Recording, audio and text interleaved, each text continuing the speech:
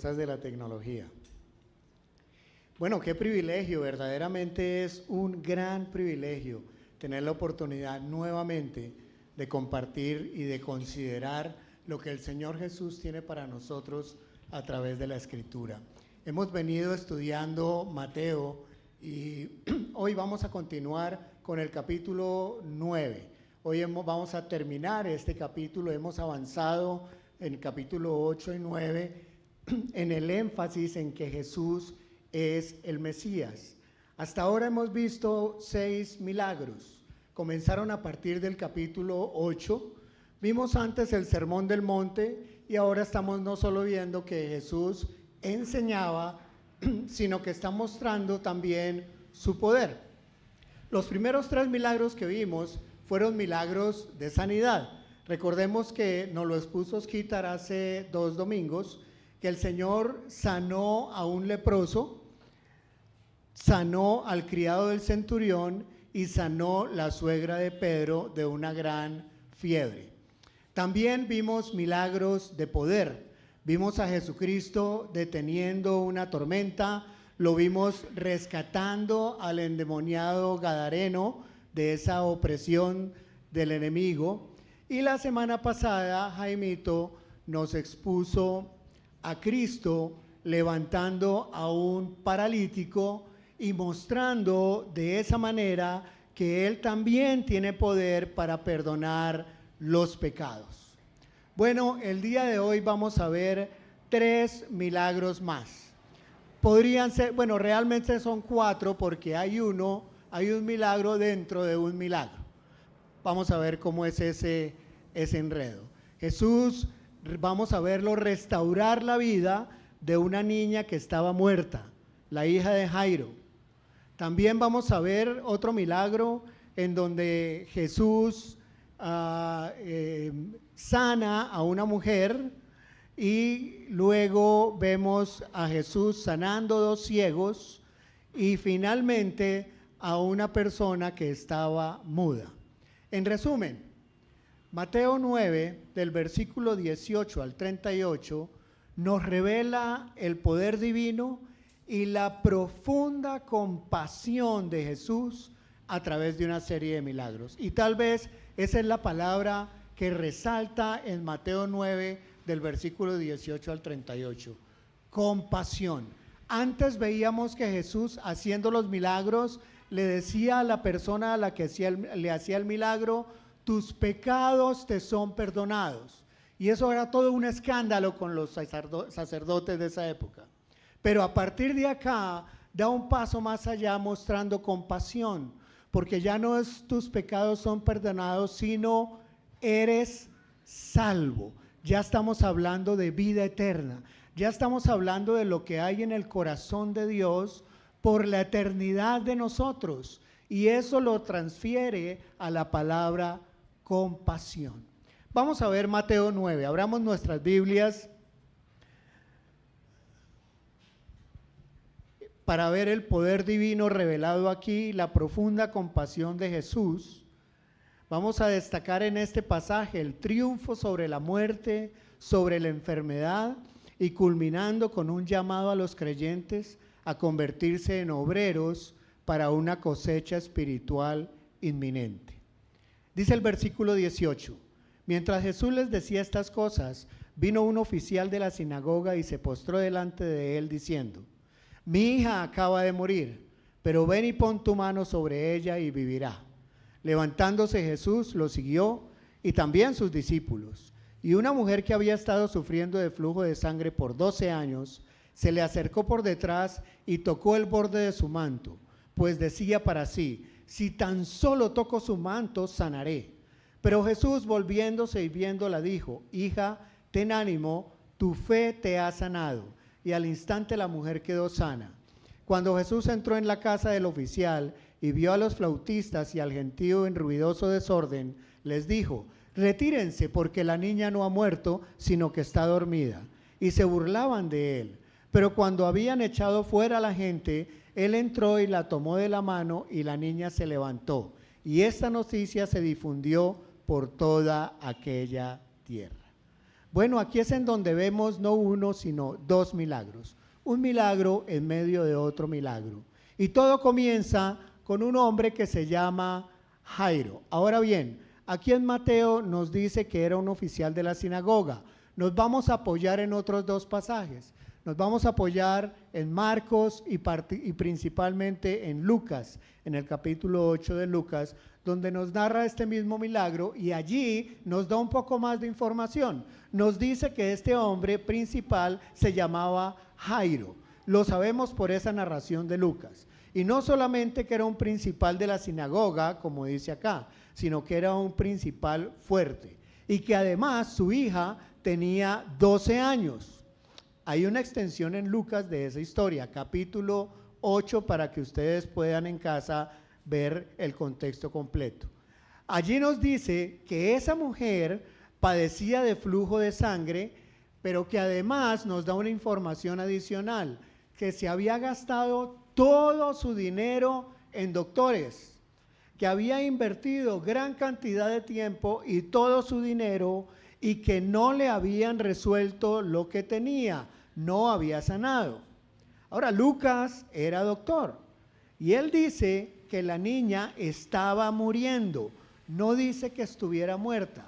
Eso no quiere decir que Mateo se contradiga con Lucas. Mateo lo está viendo desde una perspectiva diferente. Mateo quiere resaltar y magnificar lo que está sucediendo. Jesús levanta a una niña muerta y le dio vida. Ese era el fondo dramático que quería resaltar Mateo. Lucas, por su perspicacia y además su experticia, nos da la información que estaba muriendo y cuando va camino hacia allá. Ahora, estaban en una gran multitud y Dios le dice, Jesucristo le dice a Jairo, vamos, y van todos hacia allá con la multitud apretujando. No era que fueran pues un poco de guardaespaldas como hoy con algunos, abriéndole camino en medio de la congregación, no, iba toda la multitud, ¿sí?, apretando a Jesús. Y llega un momento en donde él se para y dice, alguien me tocó. Yo no me imagino la cara de los apóstoles diciéndole, pues, todo el mundo, aquí todo el mundo nos está manoseando. No, él se para y quiere resaltar algo. Jesucristo lo que quiere hacer es lograr que esta mujer se identifique, de tal forma que en ese momento ella tiene que levantarse y dar literalmente su testimonio de por qué lo tocó. Y dice ella, porque tengo flujo de sangre por 12 años y ningún doctor me ha curado. Y al destacar el testimonio de la mujer, Jesús está descartando que esa curación se deba a algún poder mágico del manto, que es como algunos pudieran llegar a pensar. En cambio, señala la fe de la mujer. ¿Por qué lo tocó? Porque la mujer tenía la fe de que Jesús podía sanarla. Y ella efectivamente en ese instante quedó sana. Y ahí es en donde Jesucristo le dice, ánimo hija, tu fe te ha salvado. Tu fe te ha salvado. Qué compasión. No fue solamente sanarle de un problema dramático. 12 años. ¿Cuántos aquí llevamos enfermos 12 años? Y eso es dramático. 12 años invirtiendo tiempo, esfuerzo, dinero. Dice que ella gastó todo, ya estaba en los rines, estaba en las últimas. Fue casi que su último recurso. Y es como algunos tiene que llevar el Señor. A algunos los tiene que llevar el Señor como su último recurso. El énfasis que hace Mateo es la fe, la manera en que esta mujer mostró la fe. Y ese es el momento en que Lucas nos dice que llegaron de la casa de Jairo y le dijeron a Jairo, ya ya no más, no molestes más al maestro, porque la niña murió. En el momento en que Jairo está viendo esa escena y está Jesucristo resaltando la fe de esta mujer, llegan otras personas y es como si le dijeran en otras palabras: mire, ¿sabe qué? Ya no hay caso, ya no moleste más, ya deje al Señor tranquilo, porque la niña ya murió. Así lo cuenta Lucas. Y dice que Jesús se voltea a ver a Jairo y le dice: no temas, cree solamente y será salva. Es como si Jesús le estuviera diciendo: mira, viste la fe de esta mujer, viste lo que hizo, viste lo que hice. Y le dice: no temas, cree, solo cree, y tu hija será salva. Y cuando llegan a la casa ven el peor escenario, el escenario terrible. ¿Ustedes se imaginan lo que estaba pensando Jairo durante ese camino, cuando ya le habían dicho murió? Y cuando acercándose a la casa escucha lo que normalmente se escucha cuando en lo que en esa época era un velorio: cantos, flautas. La tristeza de su corazón. ¿Puede haber más tristeza para un padre que muera un hijo? Y Jairo iba caminando pensando en ese último recurso, el Señor Jesucristo, que le había dicho: ten fe. Y cuando llegan a la casa y ven todo ese luto, Jesús les dice: ella no está muerta, está dormida. Y la reacción de la gente ante el mismísimo Dios fue burlarse. Se burlaron de lo que salió de la boca de Dios. No teman, no está muerta, está dormida. ¿Y por qué se burlaron? Porque ellos habían comprobado que estaba muerta. Pero Jesús toma la mano de la niña y dice: Talita Kumi, que significa la niña, a ti te digo, levántate. Eso lo sabemos por Marcos capítulo 5 versículo 41. Y ella se levantó. Ese es el poder de Jesús que se vio en ese momento en esa casa. ¿Ustedes se imaginan qué pasó en esa multitud? ¿Qué murmullo debió comenzar a subir cuando vieron que esa niña se levantó? Cuando escucharon esas palabras de autoridad: niña, a ti te digo, levántate. Y la niña se levantó. 12 años. Esta señora del flujo estuvo enferma y Dios la sanó. 12 años tenía esta niña y estaba muerta, y el Señor la levantó. Ya no tenían esperanza, Y la única esperanza que tenían en ese momento, que fue Jesús, se las dio al instante, con compasión, porque fue acompañada de salvación por fe. Para este hombre no había futuro, su hija estaba muerta. ¿Y cuándo hemos escuchado que alguien ha venido de la muerte? No, estaba muerta, no había vuelto atrás. Jesús quiere mostrarnos, Mateo quiere mostrarnos que Jesús es el Mesías, que vino a dar vida. Y te está diciendo: ¿no tienes esperanza? Bueno, yo te puedo dar esperanza. ¿No tienes futuro? Yo te puedo dar futuro. Es posible que alguien aquí esté viendo su vida como esa, pero recuerda, ten en mente, que se grabe en tu corazón: ¿no hay futuro? Sí, Dios te puede dar futuro, hay. Ten en mente, grábalo en tu corazón: Jesús, al que no tiene esperanza, le da esperanza. Al que no tiene futuro, le da futuro, y futuro eterno. Ese es Jesús. Vamos pues a la segunda parte, el segundo milagro, también aquí en Mateo, versículo 27. Al irse Jesús de allí, 2 ciegos lo siguieron gritando: Hijo de David, ten misericordia de nosotros.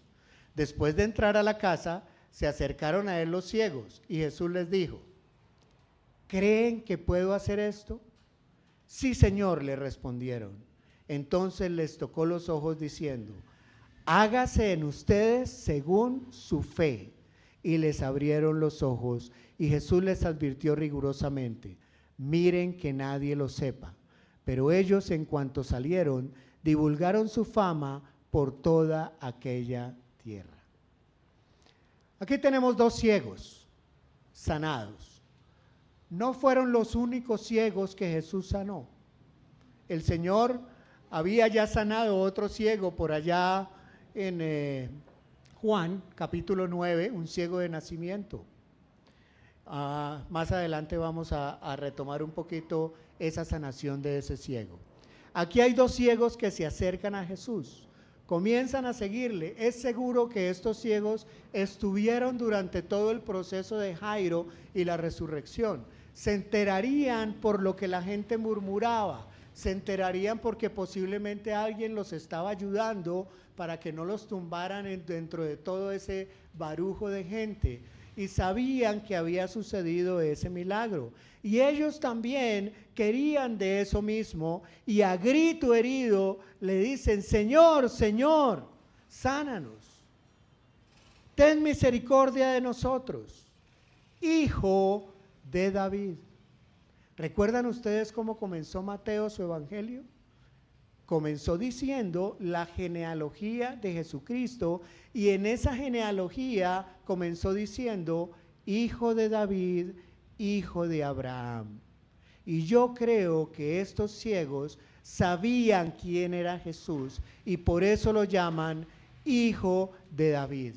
Posiblemente ellos tenían en mente el pasaje de Isaías en el capítulo 35, versículos 5 y 6. Que nos dice, entonces se abrirán los ojos de los ciegos y los oídos de los sordos se destaparán. El cojo entonces saltará como un ciervo y la lengua del mudo gritará de júbilo, porque aguas brotarán en el desierto y arroyos en el desierto. Y eso es lo que viene a ser el Mesías. Los ciegos van a ver, los sordos van a oír, los mudos van a cantar. Así es que aquí están estos 2 ciegos que comparten su desgracia y van juntos con el Señor. Su insistencia los lleva hasta Él. Estamos cerca, comienzan a gritar, ten misericordia de nosotros, Hijo de David. Y esa ceguera de ellos es un símbolo, es una imagen, es una sombra de la ceguera espiritual del hombre, la ceguera espiritual. Consideremos ahora sí el episodio que nombramos antes en Juan capítulo 9. En Juan capítulo 9 hay un ciego de nacimiento y me quiero concentrar en el final de la historia de este ciego de nacimiento. Es fascinante, en el versículo 35 de Juan 9 dice, Jesús oyó decir que lo habían echado fuera y cuando lo encontró le dijo, ¿crees tú en el Hijo del Hombre? Él le respondió, ¿y quién es, Señor, para que yo crea en él? Jesús le dijo, pues tú lo has visto, y el que está hablando contigo ese es. Entonces dijo, creo, Señor, y lo adoró. Y Jesús dijo, yo vine a este mundo para juicio, para que los que no ven, vean, y para que los que... Perdón, me perdí. Para que los que no ven, vean, y para los que ven, se vuelvan ciegos. Algunos de los fariseos que estaban con él oyeron esto y le dijeron, ¿acaso nosotros también somos ciegos? Jesús les dijo, si ustedes fueran ciegos no tendrían pecado, pero ahora porque dicen, vemos, su pecado permanece. Definitivamente la ceguera de estos 2 hombres representa nuestra ceguera espiritual. La condición de todos los hombres. Todos los hombres estamos ciegos, no vemos. Pero Jesús puede dar vista a los ciegos espiritualmente. En Efesios capítulo 4, versículo 17 dice, esto digo pues y afirmo juntamente con el Señor, que ustedes ya no anden así como andan también los gentiles en la vanidad de su mente. Ellos tienen entebrecido su entendimiento, están excluidos de la vida de Dios por causa de la ignorancia que hay en ellos por la dureza de su corazón. La dureza de su corazón. ¿Qué descripción de la ceguera? La dureza de su corazón. Esa es una ceguera completa, absoluta. Andar en la vanidad de la mente, persiguiendo algo que es vano, que es vacío, que es lo que el mundo persigue. Las cosas que no se pueden alcanzar, y si las alcanzan no se las pueden llevar, y si las tienen no les satisfacen. Mi amigo, si nos visitas hoy y estás trabajando toda tu vida para obtener al final algo que no va a ser tuyo porque no te lo puedes llevar, el Señor te está diciendo: te puedo dar luz y vida, cambiar ese entendimiento entenebrecido, ver luz, una ceguera que puede pasar para que esas cosas queden y llegues a tener vida eterna. Estos ciegos reconocieron su necesidad y acuden a quien les puede dar esa luz en sus ojos, a Jesucristo. Y cuando Jesús se voltea y los ve, simplemente les dice: ¿ustedes creen que yo lo puedo hacer? ¿Creéis que lo puedo hacer? Lo que les está diciendo es: ¿tienen fe que lo puede hacer? ¿Tienen la confianza que lo puede hacer? Y ellos simplemente, con sinceridad y corazón, les dice: sí, Señor, sí, Señor. A mí me encanta esa respuesta. Los ciegos no pueden ver, llegan al Señor, le gritan, le llaman su atención y Él los sana. Y lo primero que ellos ven, lo primero que ven es a un Dios que ha cargado con el pecado de ellos, a un Dios con compasión. Lo primero que ellos ven es a esa persona que es diciéndole: si crees, tienes luz en tus ojos, cargado de compasión, cargado de amor. Ahora, Dios les hace un encargo riguroso: no lo digas a nadie. ¿Y qué hicieron? Lo divulgaron por todos lados. Desobedecieron.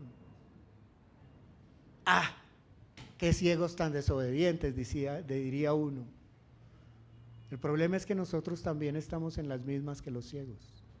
Porque el Señor Jesús nos dijo: id por todo el mundo y predicad el evangelio a toda criatura. Y persistentemente lo hemos desobedecido, igual que estos ciegos. A los ciegos les dijo: no le digas a nadie, y lo divulgaron. Y a nosotros nos dijo: díganlo a todos, y no lo hacemos. Nos quedamos en la primera parte. Démosle duro a los ciegos. Desobedecieron al Señor.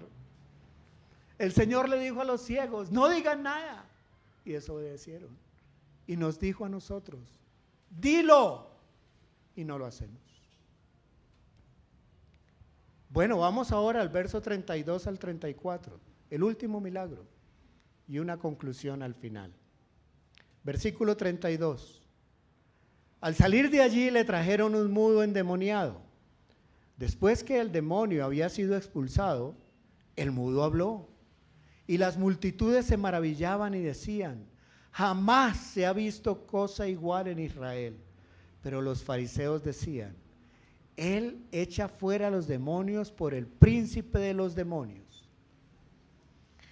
Escenario totalmente completo. Aquí es como si cambiara totalmente la escenografía. Y un hombre mudo está allí, nos da la razón por la que está mudo, nos dice que está endemoniado, un demonio que lo dejaba mudo, que no lo dejaba hablar. Jesús resuelve el problema echando fuera al demonio. Y entonces el mudo comienza a hablar. Aquí están los fariseos, más ciegos que los mismos ciegos que antes había sanado el Señor. Y en su ceguera dicen: por el príncipe de los demonios echa fuera a los demonios. Esos hombres están completamente cegados. En los otros evangelios, Jesucristo resuelve ese conflicto. y nos dice, ¿cómo puede alguien cómo puede alguien estar en contra de sí mismo? Eso es imposible, no es posible, es imposible. No puede el príncipe de los demonios echar fuera demonios. No puede una casa estar en contra de sí misma. Ese problema, ese dilema Jesucristo ya lo resolvió y estos hombres quedaron con su ceguera. Y concluye en el versículo 35. Jesús recorría todas las ciudades y aldeas, enseñando en las sinagogas de ellos, proclamando el evangelio del reino y sanando toda enfermedad y toda dolencia. ¿Qué hacía Jesucristo? Trabajar. En las cosas de mi Padre trabajo, dice Jesucristo en Juan. Aquí nos hace un resumen del trabajo que hacía. Recorría todas las ciudades y aldeas, enseñando en las sinagogas de ellos, proclamando el evangelio del reino y sanando toda enfermedad y dolencia. ¿Qué hacía la multitud? Lo seguía, la gran mayoría de ellos para obtener la parte física, la sanación de las dolencias y no la enseñanza, pero lo seguían. ¿Qué hacía Jesucristo cuando veía toda esa gran multitud? ¿Los sanaba a todos? No. Él no podía dedicarse, venga, hagan una fila y poner a los apóstoles, yo les doy poder y dediquémonos a sanar 24/7. No, no es el propósito de Jesús. El propósito es salvación, es vida eterna. Sin embargo, hay algo que lo motivaba también a sanar. ¿Qué era eso? Y dice en el versículo 36, y viendo las multitudes, tuvo compasión por ellas, porque estaban angustiadas y abatidas como ovejas que no tienen pastor. ¿Su compasión era por el cojo porque fuera cojo? No. ¿Era por el ciego porque no veía y se estrellaba? No. ¿Era por el sordo porque no tenía el privilegio de escuchar a los pájaros? No. Su compasión era porque estaban angustiados y abatidos como ovejas que no tienen pastor. Y entonces dijo a sus discípulos, la cosecha es mucha, pero los obreros son pocos. Por tanto, pidan al Señor de la cosecha que envíe obreros a su cosecha. Y estoy leyendo de la Nueva Versión Internacional, de la Nueva Biblia de las Américas, porque aquí utiliza el término cosecha. En Reina Valera utiliza mies. Ahora, ¿sabemos qué es mies? Por eso utilicé esta, porque cosecha ya nos da una mejor imagen. ¿Qué es cosecha?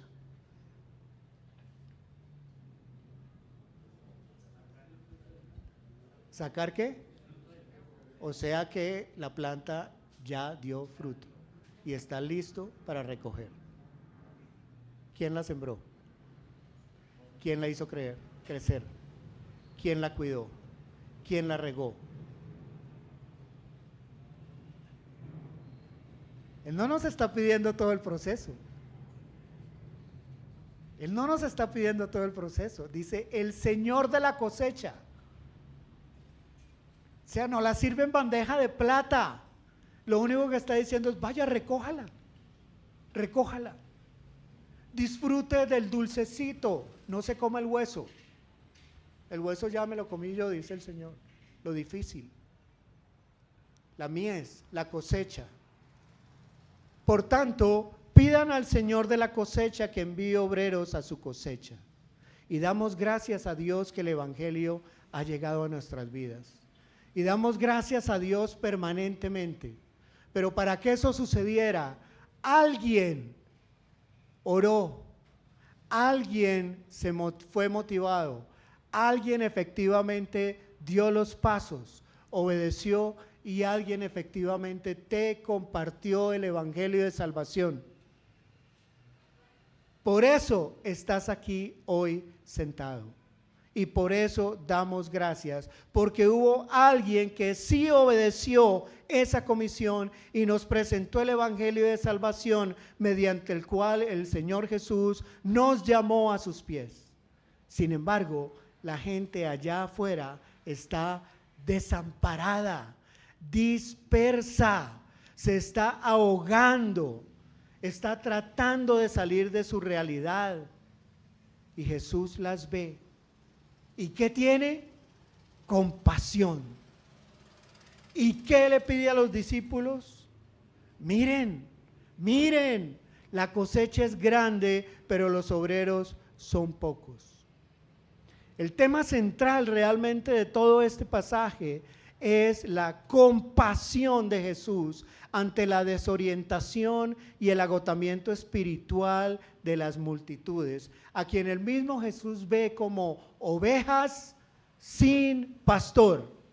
Esa compasión lo mueve a reconocer la inmensa necesidad de guía y cuidado. La cosecha es mucha, la escasez de líderes que los atiende, los obreros son pocos, dice. Y dar una solución primordial: rogad, rogad al Señor de la cosecha, al Dios y Padre Celestial, que envíe trabajadores para su cosecha. Las palabras y la mirada de Jesús en este pasaje sigue siendo un llamado urgente, urgente, para que la iglesia y cada creyente hoy se pongan el cinturón, las sandalias, el poncho y salgan a recoger esa cosecha. Primero, miremos la mirada compasiva de Jesús. Y quiero centrarme e insistir en ese punto. Al ver la multitud se compadeció de ella. Jesús no ve la mies como una masa anónima, ni como un problema de otro, ni como una fuente de admiración para sí mismo. Es una mirada de compasión. Y esta palabra que utiliza aquí como compasión es una palabra en griego, splanchinzomai, que implica y tiene el sentido fuerte de una conmoción visceral, dice el diccionario. Es una conmoción visceral. Yo he escuchado, y es un dicho que escucho mucho en mi casa: se me revolcó la tripa. ¿Sí? Al principio me causaba risa, pero ahora lo entiendo más. Y fue lo que se me vino a mi mente cuando leí este pasaje, cuando leí en el diccionario: implica una conmoción visceral, un dolor que se siente en las entrañas. Jesucristo ve el cansancio de esa mies, ve el abatimiento, ve la falta de guía. Estamos cultivando esa misma mirada compasiva hacia las personas que nos rodean, viendo sus necesidades profundas, más allá de las apariencias. Se te revuelca la tripa, te duele visceralmente. Segundo, la cosecha es abundante. Es mucha. Diría uno, casi que por donde usted mande la mano, le dice el campesino, agarra. Eso usted hágale así al árbol y cae. Arranca esa mata y sale el bulto de papa, pues. Esa es la imagen que nos está dando. La cosecha es abundante. Jesucristo no está viendo eso con pesimismo, lo está viendo con esperanza. Ve una oportunidad para el evangelio, una multitud de corazones listos a recibir las buenas noticias, aunque ellos no lo saben. Ahora, ¿tú sabes qué corazón de todos ellos está listo a recibir las buenas noticias? Tampoco. Entonces, ¿qué tienes que hacer? Echar la red a todos, dar la noticia a todos. Simple matemática, matemática sencilla de campesino bruto. Entre más personas les digas, más posibilidades tienes de llegar a ese corazón que está listo para ser cosechado. Es una llamada a no desanimarnos por la aparente secularización o indiferencia del mundo. sino a ver el potencial de esa cosecha en todas partes. A ver ese potencial. Imagínense caminando en un campo de trigo que ya está maduro, que hay que recogerlo y no es sino estirar la mano. Y ya tienes la espiga en la mano. El Espíritu Santo lo hizo todo, el Señor lo hizo todo. Tercero, la primera acción misionera es la oración. La instrucción es: rueguen al Señor de la cosecha, al dueño de la cosecha, que envíe obreros. Y ante esa inmensa necesidad, esa primera instrucción de Jesús no es: vayan a trabajar más duro. No. La primera instrucción de Jesús es: rueguen, oren al dueño de la cosecha, el Señor, nuestro Padre glorioso, por obreros. Nuestra primera y fundamental colaboración es la oración, pidiendo a Dios que perfeccione los dones necesarios, discípulos idóneos para su mies. Y cuarto, la corresponsabilidad en la misión. Aunque nuestra primera misión es orar, rogar, clamar, esa institución implica una corresponsabilidad, porque quienes oran por trabajadores se están abriendo ellos mismos a ser o a apoyar a esos mismos trabajadores.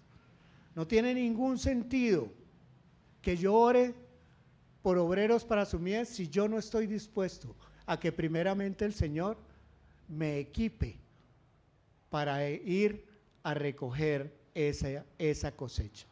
Este pasaje nos invita a mirar al mundo con ojos compasivos, los mismos ojos compasivos de Jesús, a ver la sed espiritual de la gente como una cosecha abundante.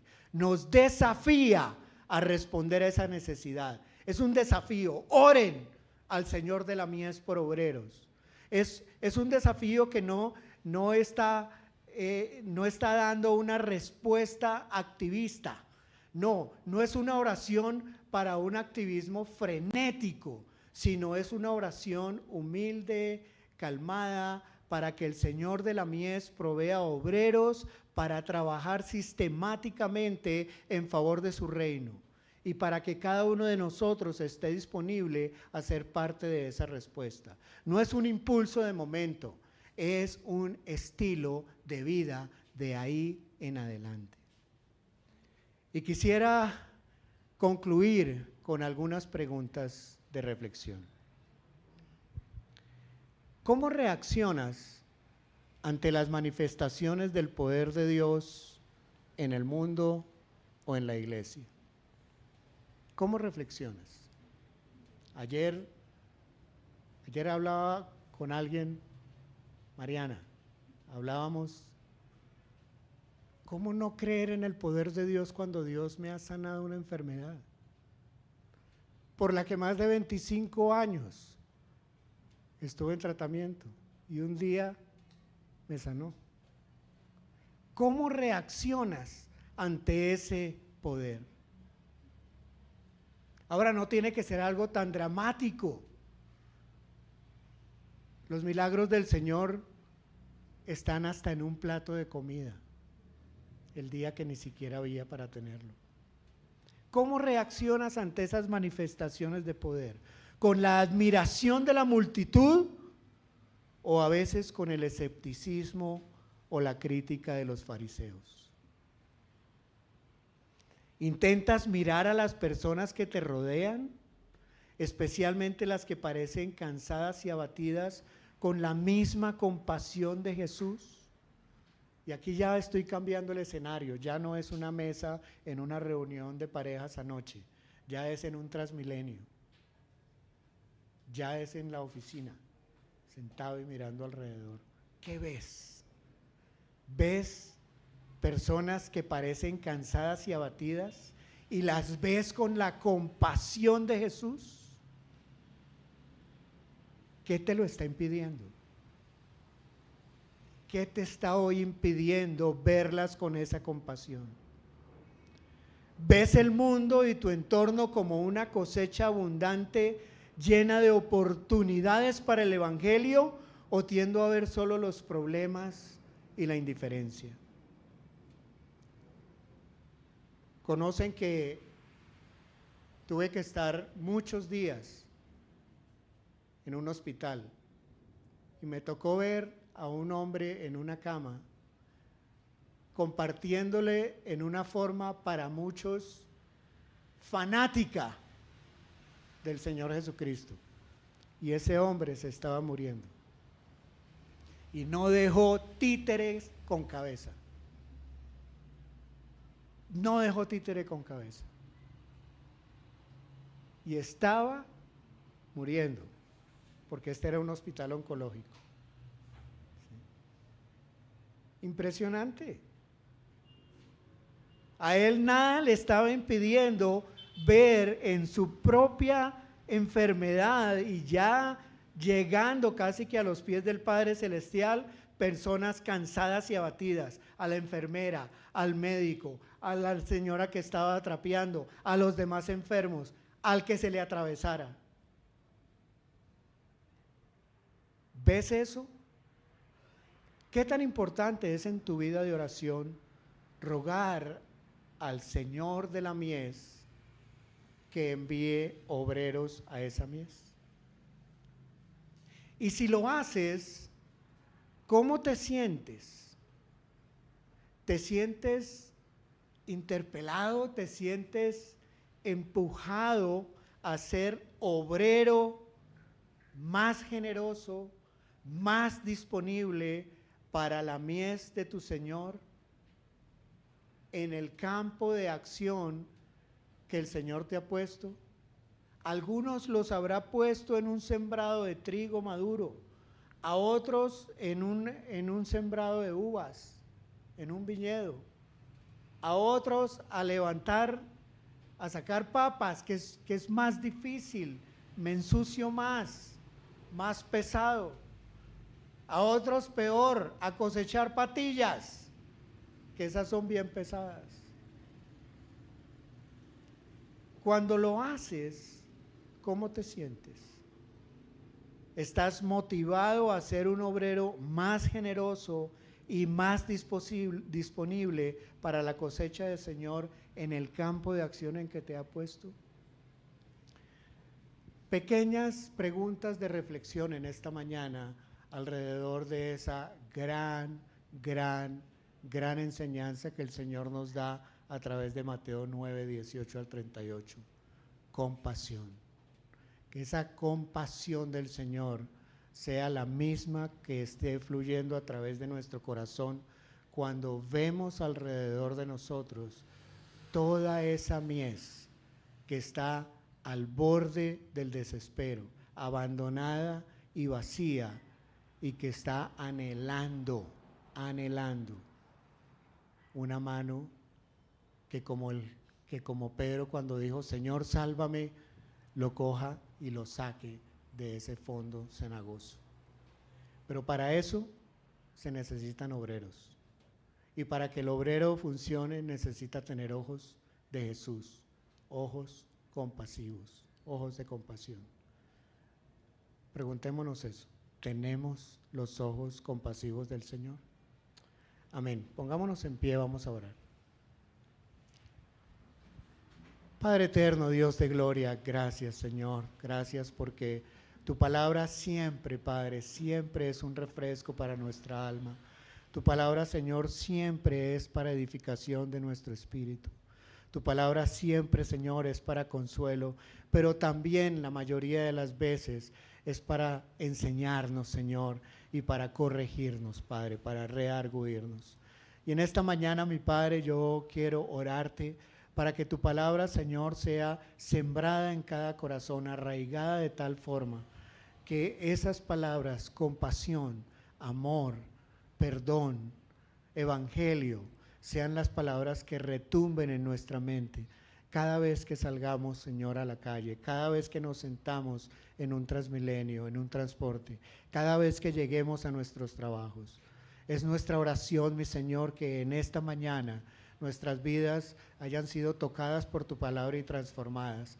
Que hoy salgamos de aquí, de estas 4 paredes, Señor, con la conciencia clara de que tenemos que tener ojos compasivos y que tenemos que tener la forma de identificar esa gran mies, esa gran cosecha que tú has preparado, Señor, y que es un privilegio que nos hayas escogido a nosotros como los instrumentos para hacerlo.